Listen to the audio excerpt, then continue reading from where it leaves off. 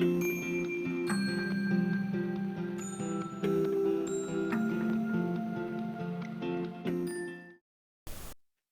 friends, and welcome. I'm Christine. Thank you so much for tuning in. This week we're going to make over this cute little wooden jewelry box. Now it's cute as is, but it's just a little plain for us, our little crafting buddies. We like to juice up everything. So anyhow, I picked this up for $2.99. The brown just didn't cut it for me. I'm going to leave that hardware on there just because I would have had to undo that lining to get it out. And that lining is in great shape, so I'm just going to leave that. Now I am going to paint everything with my white chalk paint, and I'm starting on the bottom here. I'm going to leave the top undone for right now because I am going to add a mold. I actually ended up adding some molds to the sides too, but that was an afterthought, so I'd already painted it. Really doesn't matter either way, but usually when I add my molds, I like to add my mold and then paint at the same time. This white that I'm using is from Folk Art, and this is Cottage White, and it took 3 coats all the way around, and yes, I did paint the hardware and the little hinges as well. I was not trying to go around that little teeny stuff, so they ended up being painting as well, but you'll see in the end we do something to really make those handles pop.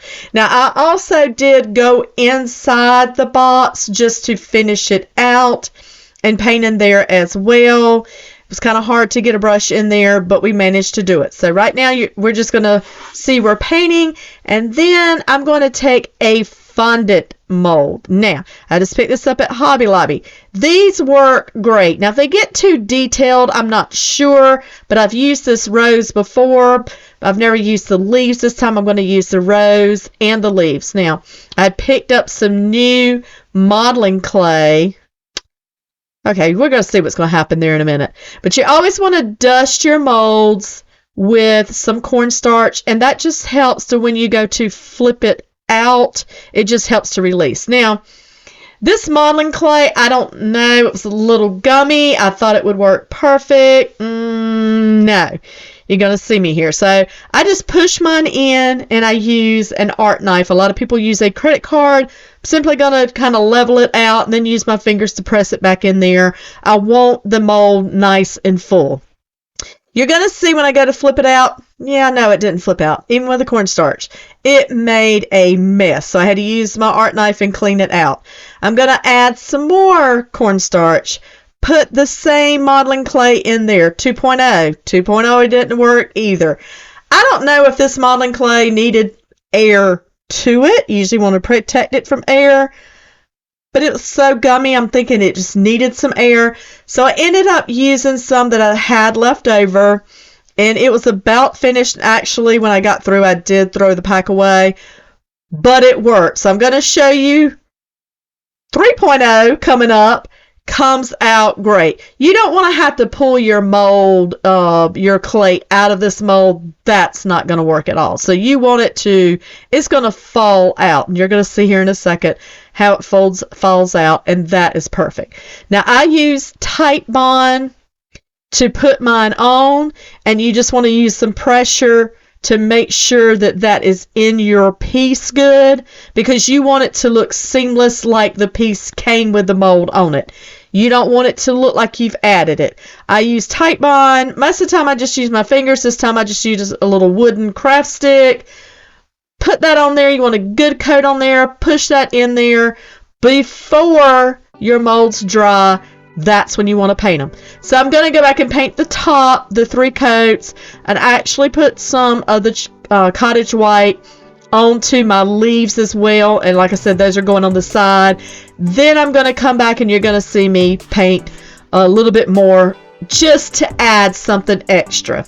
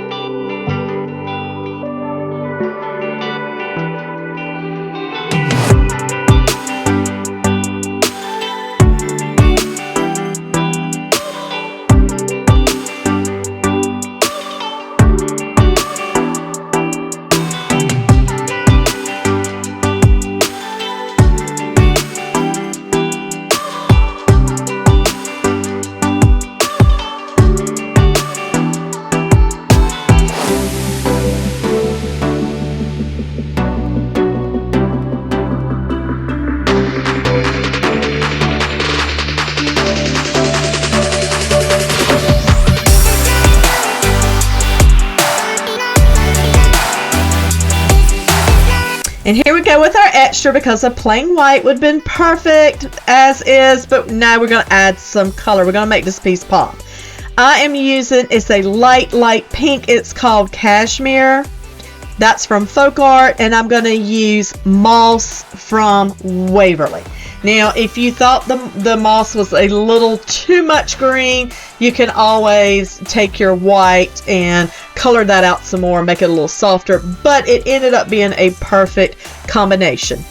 I'm using fine little tip art brushes to get this paint in there. Again, you want to make it look like it's a part of the piece. It was made onto the piece and not added afterwards. So I'm getting as close down and covering as much of these molds as I possibly can. I'm going to let those dry, and then of course I'm going to seal everything very good.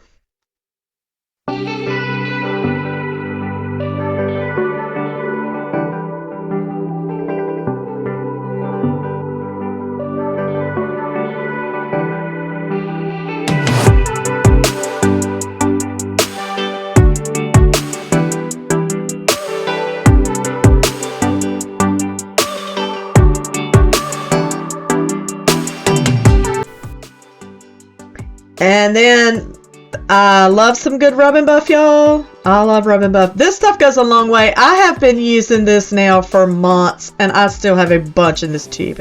It only takes a little bit.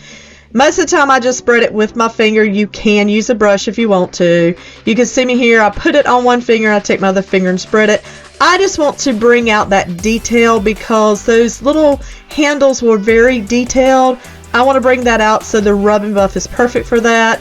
I'm going to use it on both that little drawer handle and that little top handle. And then this piece is finished. I hope you guys enjoyed it. Please throw me some comments. I love to read you guys' comments. Let me know what you think of this piece. If you would ever try something like this. If you have jewelry boxes on hand, they'd be perfect just to bring them up another notch. Appreciate you guys. Thank you.